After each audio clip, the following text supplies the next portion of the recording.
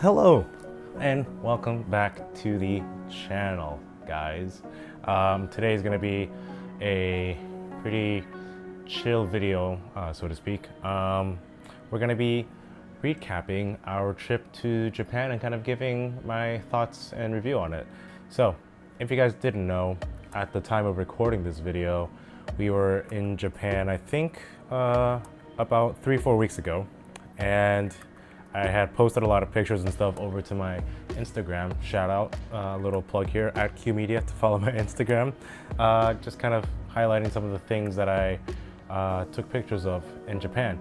But in this video, we're gonna go over it and break down everything that went into that trip. So first things first, the important part that we're gonna break down is probably the cost of everything. Let's start with the flight. So the flight, the ticket I had purchased probably around late March or so, and the flight was scheduled for Memorial Day, and we had about 10 days there, give or take. So round trip for one person, the flight was about $1,100 to $1,200. I don't have the exact amount. I can pop it up on the screen here if I remember, but it was roughly $1,100 to $1,200, and that was for one person. And for housing, for two people, was about $600 total between hotels and Airbnbs. So about $300 a person. But I will caveat that I think the more people you can take with you when you take your trip to Japan, the housing cost gets a little bit cheaper per person. So I would recommend, if you're going to Japan, bring a friend with you if you can. That'll cut down on some of the housing costs. Next up, food. Food was probably the cheapest thing there, in my opinion. Food was probably about $600 to $700 for two people, give or take. And keep in mind that this cost is just food for food by itself. One of the nice things about Japan is that you don't have to tip. So a lot of your cost for food is just that. Whatever you see on the menu is what you pay, which is a really nice thing. Food is pretty cheap in Japan, I'd say. And even if you spend money on like nicer restaurants, I still think you come out pretty well in terms of how much money you spend on food, just because cost of living there in general is on the lower side compared to the States, especially where in the States you have to tip and stuff, but that's a different rant. Then the last thing on my list that I have are miscellaneous things, which include your train costs, bullet train tickets, car rentals if you need to rent a car, souvenirs, luggage lockers, and all that sort of miscellaneous stuff that doesn't really fall into one category. That I think came out to roughly about $800. So it's not too bad, all things considered. The biggest chunk of that cost is probably going to be the bullet train tickets. You can get a thing called a JR pass before you get to Japan, and that'll cover your bullet train as well as your general subway throughout the city. Okay, so that covers about the cost. So all things considered, it's not too expensive in Japan once you get there. The main cost that you're gonna be forking up is going to be the flight tickets, which if you get early enough, and depending on when you go, could be cheaper, could cost more. On to the next thing that you guys are probably most curious about is, how's the car culture like in Japan? In my opinion, compared to the United States, it's a lot more relaxed and kind of subdued there. A lot of the modified cars that you do end up seeing are very simple, nothing too crazy, no wide bodies or anything, just basic wheels, suspension, bit of ground effects kit for like your lips and spoilers, and side skirts, diffusers, that kind of stuff. Compared to the United States, it's a lot more calm there, let's say that. In terms of the cars that I saw there, it was a good mix of like 50-50 JDM and European cars. Surprisingly, no American or Korean cars. So what you see is going to be mostly JDM stuff. So if you're into JDM cars, you'll like it there. In terms of seeing those cars, So one of the biggest things that people always talk about whenever they go to Japan is Daikoku, which is this nighttime car meet under the bridge somewhere in Yokohama. And I unfortunately did not get a chance to visit that car meet. Here's one thing that I think whenever people bring it up, they don't cover a lot. To really enjoy Daikoku or get to it in a very convenient manner, you'll need a car 9 times out of 10, just because those meets go on so late into the night that it's hard to find a train or taxi back out and then back to your hotel, because the closest train station I think is probably like a 20 to 30 minute walk, and it's over a bridge on the highway, so it's not the most easy thing to get to. That said, if you're able to rent a car or know someone that has a car that can take you there, I 100% recommend you go to Daikoku. Another thing I would recommend you guys do, if you're able to, is do Fun to Drive at Mount Hakone. This is essentially kind of like a rental company that rents out a lot of 90s iconic JDM cars like R32s, R33s, R34s. They rent them out at the top of Mount Hakone, and then what you can do is follow a pace car down the mountain. That's something I wish I had really done, but it was just not in our schedule to really do that. So unfortunately, I wasn't able to do that. But next time, I'll definitely check that out, and I highly recommend, if you guys go, to also plan that into your schedule as well. I've heard great things about it. In terms of car things that I was able to do, I was able to visit 3 museums. 2 of them were the Nissan Global Headquarters Museum and their Motor Museum. And these 2 were located in Yokohama. And it's a very short walk from the nearest train station. And to go over the Motor Museum first, it's a collection of a lot of their iconic engines from the beginning, when it was just Datsun, all the way up until basically their modern era. So I saw a lot of their early carbureted engines that were in their Datsuns. I don't know the engine code off the top of my head, just because I wasn't into that era of cars as much. But you know, they had their iconic engines like their SR20s, their V6 twin turbos in the 300ZX. I don't know the engine code for that, sadly. Their RB26s, their VR37 TTs that are in the newest GTRs. And kind of also a bit of showcasing for their hybrid technology, if that's something that you're into. They had their Nissan Leaf out there on display for you guys to kind of go through and see their manufacturing process of the Nissan Leaf and how they paint their cars and everything like that. So I would recommend, if you're able to, check out the Nissan Motor Museum. It's very close to a train station, so it's not like out of the way and difficult to get to. The other one was the Nissan Global Headquarters Museum, and that one was just kind of a collection of just a lot of their modern cars. It didn't have too many of like their earlier 90s or 80s stuff. It was all 2010 and up cars that they just had on display. So they had their newest 400Z, or just the Nissan Z, their R35 GTR, I think T-Spec was what it was called, along with a lot of their other just passenger cars. And then the last museum that we were able to check out was the Honda Collection Museum. This one was a bit of a drive away, so I had to rent a car and drive out all the way to Motegi to see the Honda Collection Museum. And overall, I would say that drive itself, just to see the heritage of where Honda's come from and all their racing programs, not just for their cars, but also their bikes as well, was really amazing to see, in my opinion, just because I'm a Honda fanboy at heart. So I love just seeing anything Honda related.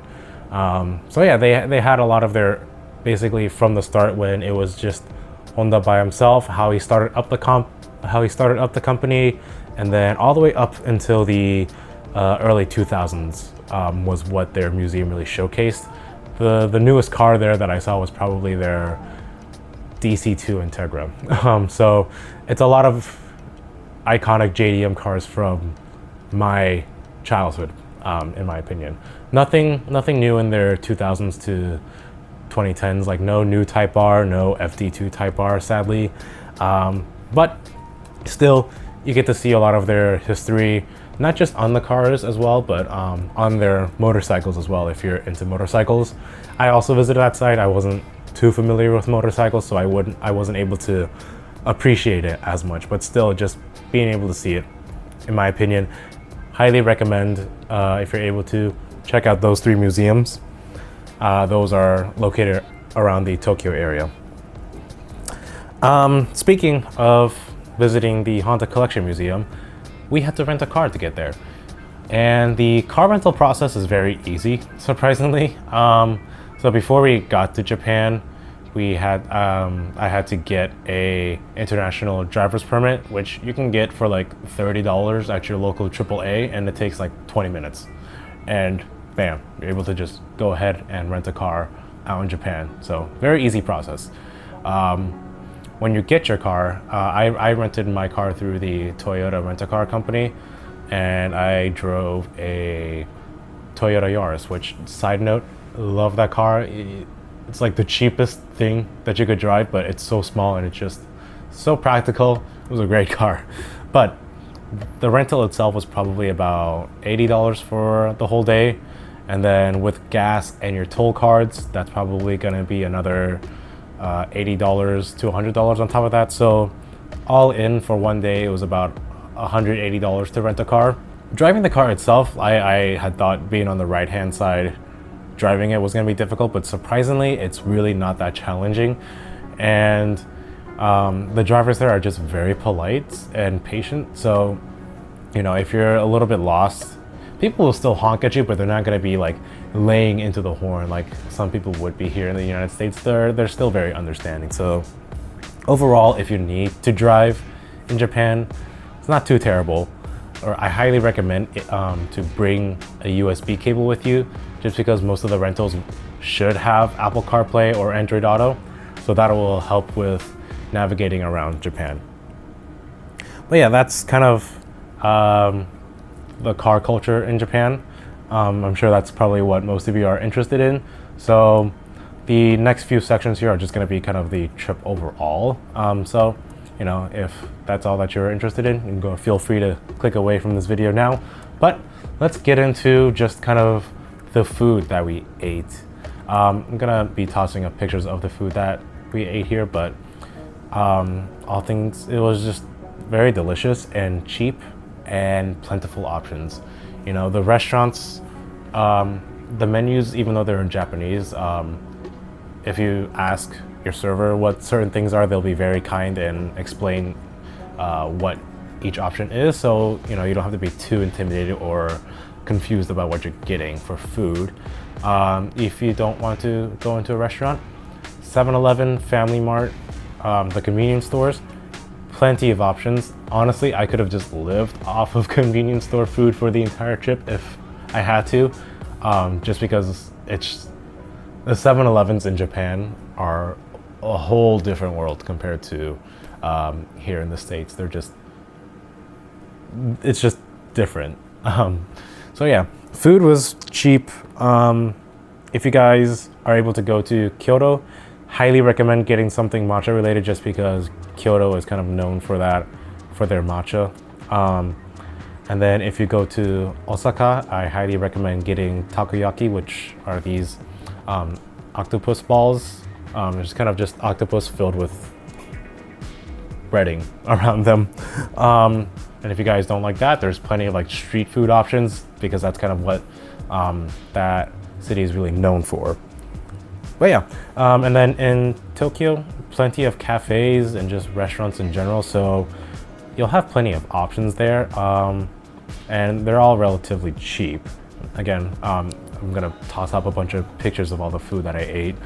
And when you're searching for restaurants in Japan, I highly recommend using Google Translate to enter what you're searching for, just because that opens up a more variety of options, because the restaurants are probably going to be in Japanese. If you search in English on Google Maps, it's going to bring up like the popular tourist restaurants, which They aren't bad, but if you're looking for something more like hole-in-the-wall niche kind of stuff, enter it into Yelp or Google Maps in Japanese and you'll find a lot more options.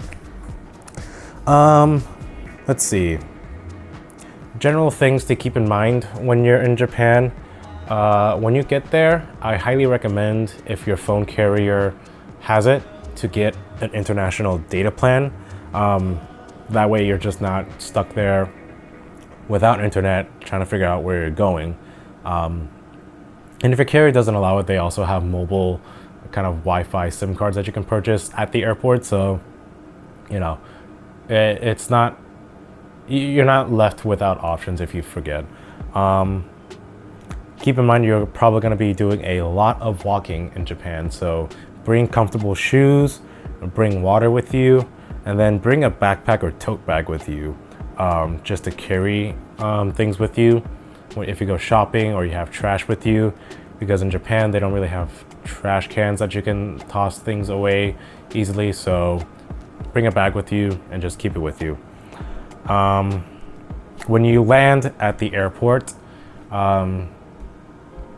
bring cash with you if you can, because you're going to need cash to get an IC card, which is going to be how you use your train. IC cards are, in Japan, it's called a suica or pasmo, and basically you load it up with yen and you can use that to access the train stations, the luggage lockers, or just or vending machines or anything else that takes that.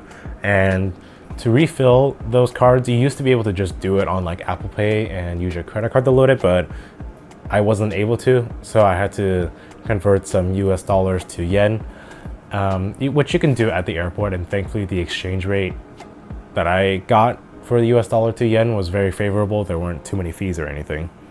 So yeah, that's what I recommend, kind of things to do before you get to Japan. Overall, if you plan to go to Japan, I think you'll have a fun time. Tokyo itself is a very English-friendly city, so you don't have to feel too worried about being lost or not finding where you need to go. The signs are in English as well. The train station announcers also speak English on top of Japanese, Chinese, and Korean, so very easy to navigate Tokyo, Kyoto, and Osaka. The major cities are very tourist friendly. So yeah, if you're a car guy, I highly recommend checking out those museums that I had mentioned. And if you're able to, checking out Daikoku, and fun to drive if you can. But yeah, that's gonna be a quick recap of Japan. Hopefully this was a helpful video. I didn't really feel like vlogging in Japan because I just wanted to enjoy the sights. So if I left out some things in this video, I apologize, just because it's been about 3-4 weeks now. So the high of coming back from Japan has worn off, and yeah. Aside from that, hopefully that video was helpful. Hit that like and subscribe button if you enjoyed it, and I'll catch you guys in the next video. Peace out.